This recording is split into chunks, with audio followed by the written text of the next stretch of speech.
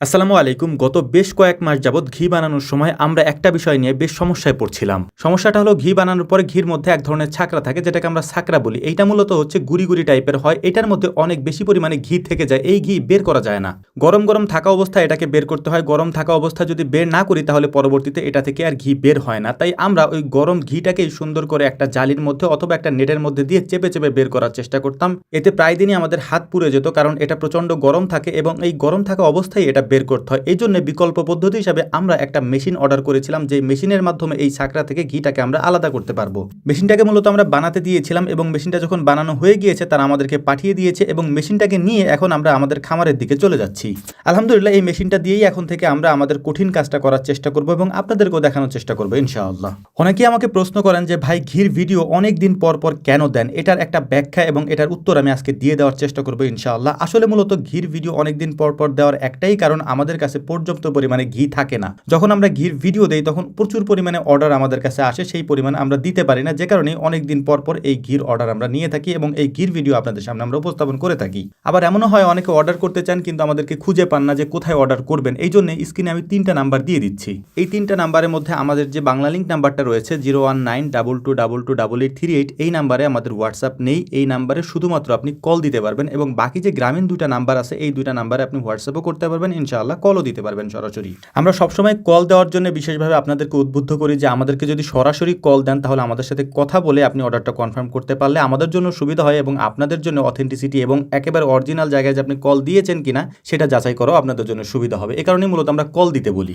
ঘি বানানোটা আমাদের জন্য অনেক সময় সাপেক্ষের একটা ব্যাপার এবং অনেক কষ্টের একটা ব্যাপার, যেটা অনেক ভিডিওতে আমি আপনাদেরকে পুরোপুরি দেখিয়েছি আলহামদুলিল্লাহ। তবে এই ঘি তৈরি করার ক্ষেত্রে যে পরিমাণ পরিশ্রম আমাদেরকে করতে হয় সেই পরিমাণ যদি আমরা আপনাদেরকে সাপ্লাই দিতে পারতাম তাহলে আমাদের কাছেও ভালো লাগতো। এমনও হয়েছে আমরা মাঝখান দিয়ে আমাদের ঘির অর্ডারের পরিমাণটা আধা কেজিতে নিয়ে এসেছিলাম, যে আমাদের কাছে সর্বোচ্চ পরিমাণে আপনি আধা কেজি অর্ডার করতে পারবেন।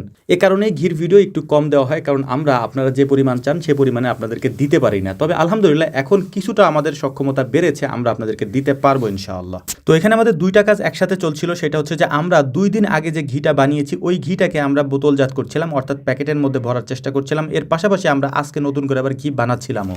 আজকে যে ঘিটা আমরা বানাচ্ছি এই ঘিটাকে আমরা 2 দিন পর্যন্ত ফিল্টারিং এর জন্য রেখে দিব। রেখে দেওয়ার পর এটাকে আমরা একদিন পর মূলত হচ্ছে যে পাত্র পরিবর্তন করব, অর্থাৎ একদিন রেখে দেওয়ার পর পাত্র পরিবর্তন করে আমরা আরেক পাত্র অথবা ছোট ছোট পাত্রে রেখে দিব, যাতে করে এটা দানা পড়ে যায়। দানা পড়ার পরে আমরা মূলত ওই ঘিটাকে আপনাদের কাছে পৌঁছে দিই আলহামদুলিল্লাহ। তো মূলত এখানে আমরা 12টার দিকে এই ঘিটাকে উঠিয়ে দিয়েছিলাম। এটা তৈরি করতে করতে আমাদের একেবারে মাগরিবের পরে এশার একটু আগে আমাদের এটা শেষ হয়েছে। তো মূলত আমরা যে মেশিনটা এনেছিলাম এই মেশিনটা আপনাদেরকে আমরা দেখাচ্ছি এখন। এই মেশিনে আমরা কি করি, ঘি তৈরি করার পর উপর থেকে ঘিটাকে আমরা যখন তুলে নিয়ে যাই, এরপর এই ছাকরাটা থাকে। এই ছাকরার মধ্যে অনেক বেশি পরিমাণে ঘি থাকে, কিন্তু সেটাকে আর বের করা যায় না। আমরা চেপে চেপে বের করতাম, কিন্তু হাত দিয়ে চাপতে গেলে হাতের মধ্যে ফোসকা পড়ে যায়, যেহেতু এটা প্রচন্ড গরম থাকে। ওই চাপার কাজটাই মূলত এই যন্ত্রটা করে থাকে। এটার মধ্যে মূলত হচ্ছে আমরা ওই যে ছাকরাটা থাকে ওইটাকে একটা সুন্দর করে জালির মধ্যে অথবা একটা নেটের মধ্যে দিয়ে এই মেশিনটার মধ্যে দিয়ে তারপর এটাকে আস্তে আস্তে যখন ঘোরাতে থাকি তখন এটা চাপ তৈরি করে এবং ওই চাপের কারণেই এটার ভেতর থেকে সুন্দর করে যে পরিমাণে ঘি থাকে ওইটা নিচে পড়ে যায় একটা বালতির মধ্যে।